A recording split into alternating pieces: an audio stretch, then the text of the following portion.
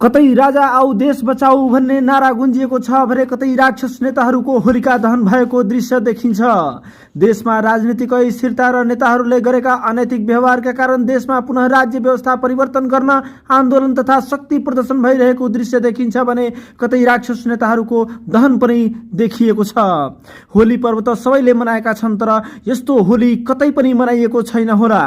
देशमा बढिरहेको अमानवीय व्यवहारले गर्दा सबै आर्जित भएको महसुस हुन थालेको हो।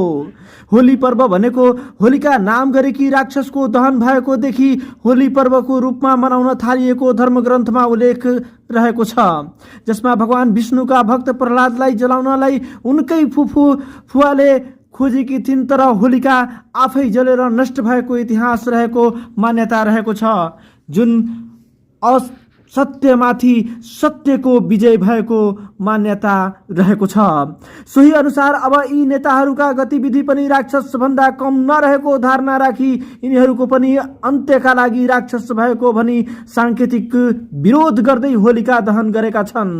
नेताहरूको कालो करतुतहरूबाट घृणित भएर मधेस जनविद्रोह समिति खडा गरी राक्षस नेताहरूको विरोध गर्दै आएका छन्। यी राक्षस नेताहरूलाई सामाजिक बहिष्कार गर्नुको साथै आफ्नो विचार परिवर्तन गरी दलगत भावनाबाट माथि उठी समाजमा एकता तथा मानवता कायम गर्नका लागि परेका छन्। समितिका केन्द्रीय सदस्य जय पटेल, गणेश शाह, महन्त यादव, पण्डित जयदेव शास्त्री, विनोद पटेल, विक्रम सिंह लगायतकाले राक्षस नेताहरूको होलिका दहन गरेका छन्।